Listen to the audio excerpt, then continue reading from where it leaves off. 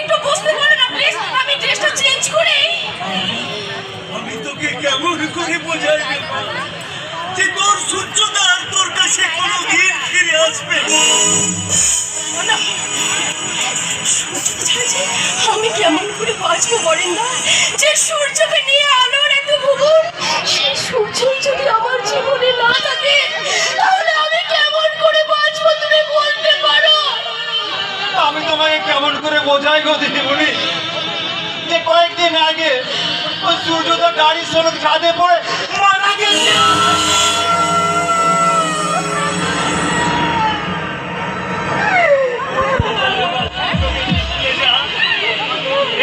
তুই খুলে ফেল, আমি তোর জন্য উপযুক্ত পাত্রের সন্ধান করে আমি আবার তোর বিয়ে দেবো।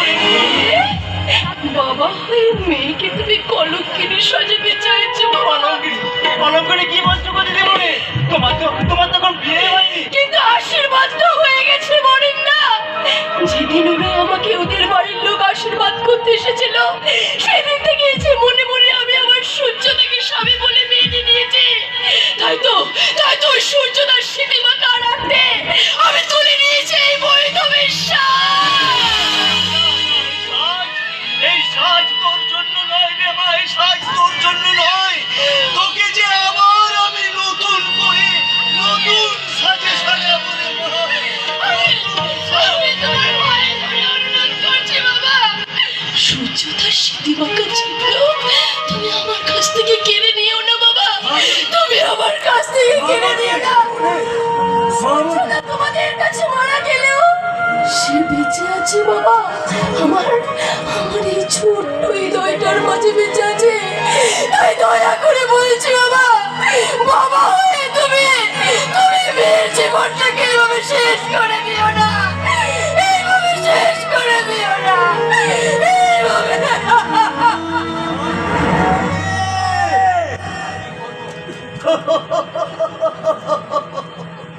ঠাকুর, এখন আমি কি করবো ঠাকুর? সূর্যের স্মৃতিকে বাঁচিয়ে রাখতে মেয়েটা যে আমার দিল দিল করে নিজেকে শেষ করে দিয়েছে ঠাকুর। এখন আমি কি করবো ঠাকুর? এখন আমি কি করবো? না, আমাকে ভেঙে পড়লে চলবে না। আমার মা বোনিকে বাঁচাবার এখন একটাই পথ, বলে দিয়েছ। আর কোনো পথ নেই গো কর্তা বাবু। না, আলো যে কোনোদিন সূর্যের স্মৃতিকে ভুলে থাকতেই পারবে না। কেঁদো না গো কর্তা বাবু, কেঁদো না।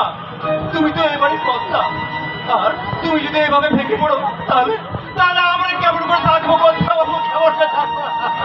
তুইও কাঁদছিস ভয়ে? চোখের জল যে বাধা মানে না গো কর্তা বাবু। ছোটবেলায় গিন্নিমা মারা যাওয়ার পর সেই 5 বছর বয়স থেকে তাকে আমি কোলে পিঠে মানুষ করেছি। আর আজ দিদিমণি সেই চাল দেখতে হবে, সেই ঈশ্বর। তুমি আমার মৃত্যুকে রাতে চুপ কর হতভাগা, তুই চুপ কর। এমন কথা বলে তুই আমার হৃদয়টাকে দুঃখ করে দিচ্ছে। তাই তো দিদিমণিকে সুস্থ করতে ডাক্তার বিশ্বাসকে আমি সঙ্গে করে নিয়েছি। কারণ আমি জানি মেন্টাল ট্রিটমেন্ট ছাড়া আলোকে হয়তো সুস্থ করা যাবে না, তাই তো আমি গৌতমকে সঙ্গে করে নিয়ে এলাম। গৌতম একজন ভালো সাইকোলজিস্ট এবং আমার অন্তরঙ্গ বন্ধু। নমস্কার ডাক্তার।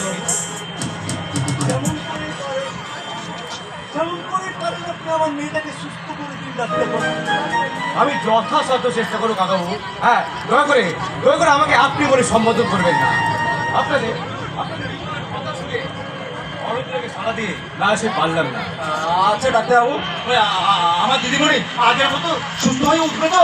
সুস্থ হওয়ার কোনো কারণ নেই। তবে তার আগে আমাকে জানতে হবে আলো দেবীর আগের জীবনে ঘটনা।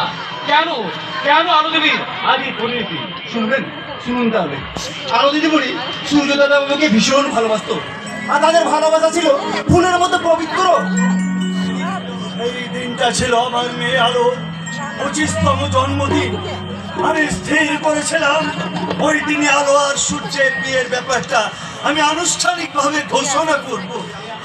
আর সেই আনন্দে সারা বাড়িটা যেন মেতে উঠেছিল। আর সীমাহীন আনন্দে আলো দিদিমণি দু চোখে ছিল নতুন স্বপ্ন।